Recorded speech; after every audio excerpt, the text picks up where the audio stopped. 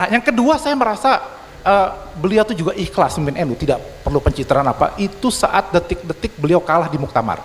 Ini jarang saya ceritakan, Bang Fahri.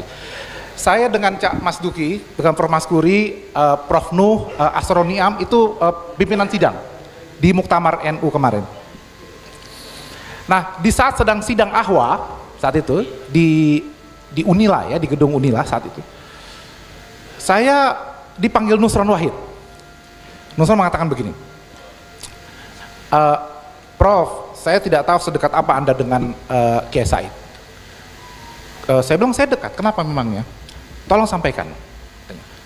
Saat ini sedang sidang Ahwa, kemungkinan besar Rois Am Kiai Miftah lagi. Dan Kiai Miftah saat itu sudah bilang, sebelumnya sudah bilang, kalau saya terpilih Rois Am lagi, saya punya hak veto untuk menolak Kiai Said sebagai calon ketua PBNU berikutnya. Dan itu pernah saya lakukan waktu saya jadi Rois Suriah di Jawa Timur. Saya pernah menolak menggunakan hak veto itu terhadap salah satu calon. Karena tradisi NU, Bapak-Bapak dan Ibu sekalian, itu biasanya setelah terpilih Rois Am, begitu mau pemilihan ketua Tanfiziah, itu ditanyakan apakah ada keberatan atau tidak dari Rois Am. Nah, momen itu, ya, kata Nusron Wahid, saya khawatir akan digunakan oleh Kiai Miftah untuk menolak Kiai Said. Kata Nusron, saya dalam kali ini saya berbeda pilihan dengan Kiai Said, tapi saya tidak rela Kiai Said dipermalukan di forum Muktamar ini ketika ditolak oleh Rois Am terpilih. Jadi gimana? Ya karena itu tolong Prof Nadir, saya tadi sampaikan kepada Kiai Said bahwa lebih baik panjenengan mundur saja dari pemilihan. Konsekuensinya saya akan perjuangkan kepada Rois Am agar diumumkan. Begitu menolak, Rois Am akan mengatakan saya menolak, tapi saya akan minta Kiai Said sebagai wakil Rois Am. Nah, kata Nusron, gimana? Ya, saya bilang ya saya ya siapa yang mau yang ikhlas beliau dipermalukan di forum.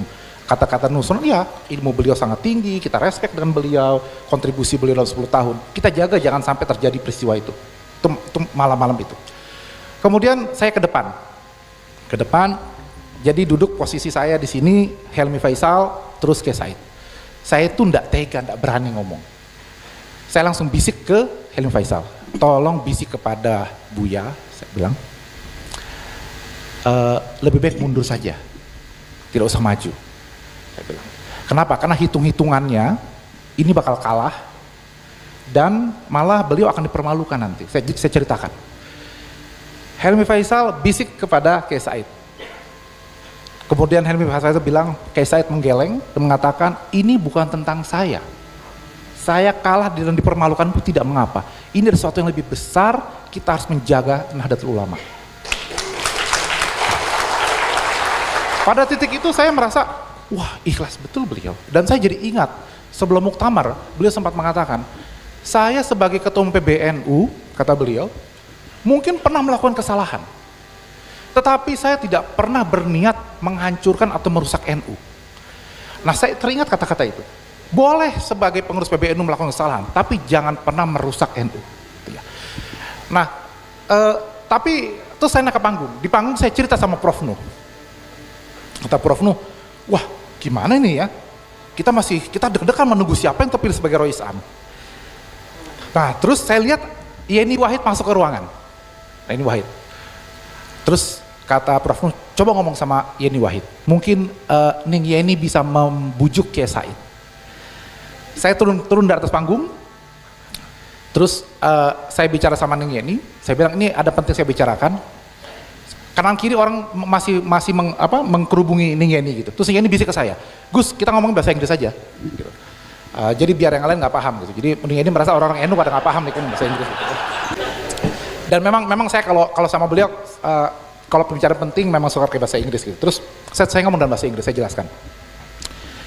Terus gimana? Ya saya bilang, ya tolong sekarang dekati Kiai Said, lobby untuk mundur di titik terakhir itu. Tidak perlu pemilihan, sudahlah. Saya bilang.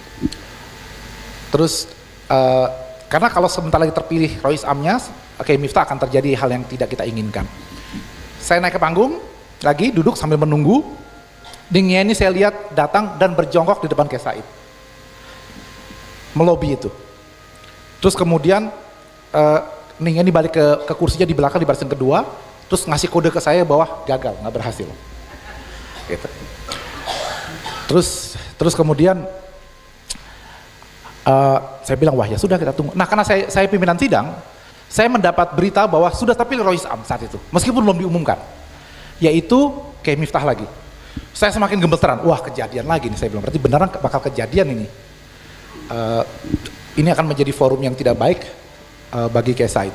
Saya turun lagi ke bawah, menemui lagi Ning Yeni. Saya katakan, sudah ada berita, kayak Miftah yang terpilih Rois Am. Now it's all yours Ning Yeni, saya bilang. Coba tolong dekati lagi Kiai Said. Sekali lagi minta beliau mundur dari pencalonan. Ya, betul-betul. Nah, Ning Yeni pun mengatakan, iya kita harus selamatkan marwah Kiai Said saat itu. Maju lagi, gagal lagi. Terus kemudian Ning Yeni sudah kasih kode lagi ke saya dari jauh. Terus Prof Nu bilang gini, yang megang palu Prof Nu saat itu, salah pimpinan sidang. Jadi gimana Gus? Saya bilang, ya sudah, kita berdoa saja. Saya bilang. Gitu. Datang Rois Am, rombongan Ahwa semua. Ternyata begitu perwakilan Ahwa bicara, tapi Rois Am dengan 2 persyaratan, yang yaitu harus mundur dari Ketua Umum MUI, dan yang kedua harus menerima siapapun yang akan dicalonkan. Saat itu saya langsung lega. NU tuh gitu, di detik terakhir kalau Allah turun tangan gitu ya, menggerakkan para kiai, tidak ada acara dipermalukan saat itu. Nah akhirnya kemudian setelah itu saya pulang ke hotel. Jadi saya tidak ikut proses pemilihan itu. Jadi kalau dilihat di berita acara itu ada 1 kosong, kolom tanda tangan yang kosong itu saya nggak tanda tangan. Karena saya udah pulang ke rumah, saya tidur hotel gitu. Karena saya bilang, wah ini saya tidak kuat melihat pertarungannya seperti apa gitu. Tapi dari situ saya belajar bahwa ternyata Kiai Said itu ikhlas. Jadi beliau bukan ambisi. Beliau merasa bahwa ada yang harus beliau perjuangkan saat itu. Ya. Nah, apakah sekarang kita melihat itu atau tidak? Wallahu a'lam bishawab. Ya. Kemudian interaksi setelah beliau tidak lagi menjadi Ketua Umum PBNU. Beliau kontak saya bahwa cucunya mau ke Monash University. Najwa ngambil School of Business. Ini cucu yang sangat pintar, di Malaysia ya, sekolahnya di Malaysia, lompat-lompat dan sekarang mau ngambil School of Business. Tapi saat itu border baru dibuka karena COVID baru selesai. Buya sempat kena COVID waktu itu, sehingga kemudian visanya juga terlambat keluar gitu. Sementara Najwa sudah harus berangkat. Maka Buya ini panik karena mau mengantar cucunya langsung ke Australia. Ini gimana? Ini kan perempuan, cucu perempuan. Kalau ke Malaysia sih saya lepas sendiri, tapi berangkat ke Melbourne mana? Coba tolong telepon Najwa, keras banget ini anak gitu. Gitu kan, Buya mulai emosi. Saat itu saya sedang Zoom, saya sedang ceramah di Zoom itu. Buya telepon, itu terpaksa saya bilang sama peserta itu, ini ada telepon dari kiai saya ini, saya harus stop dulu. Gitu. Dan Buya curhat lumayan lama gitu ya tentang cucunya. Terus jadi gimana? Tolong telepon. Maka saya telepon Najwa. Terus saya paham bahwa Najwa mau berangkat itu karena sudah waktunya memang ada week 0 ya. Jadi mau nggak mau harus berangkat memang gitu. Tidak bisa menunggu kakeknya untuk dapat visa apa segala macam gitu. Saya bilang sudah begini saja. Saya yang jemput di airport. Saya jemput di airport segala macam. Jadi saya diserahi tanggung jawab selama 3 tahun terakhir untuk ngajak cucunya ke pengajian ya. Gitu. Walaupun terus terang malas-malasan juga Pak Kiai. Gitu. Nah terakhir itu saya harapan setelah beliau tidak lagi menjadi ketua PBNU. Harapan ini saya ingat kembali ketika nakal-nakalnya beliau baru pulang dari Saudi dulu. Termasuk tadi beliau sendiri mengatakan, definisi Ahlussunnah wal Jamaah itu sampai sekarang nggak jelas, masih berdasarkan apa dinyatakan oleh Hadatus Syekh, gitu ya. Dan Hadatus Syekh itu tidak memberikan definisi, hanya menjelaskan ciri-ciri aswaja itu seperti apa. Itu bukan definisi. Secara ilmu mantik itu tidak jamit, tidak manik, kan begitu. Saya mengharapkan setelah tidak lagi menjadi ketua umum PBNU, meskipun masih komisaris di mana-mana,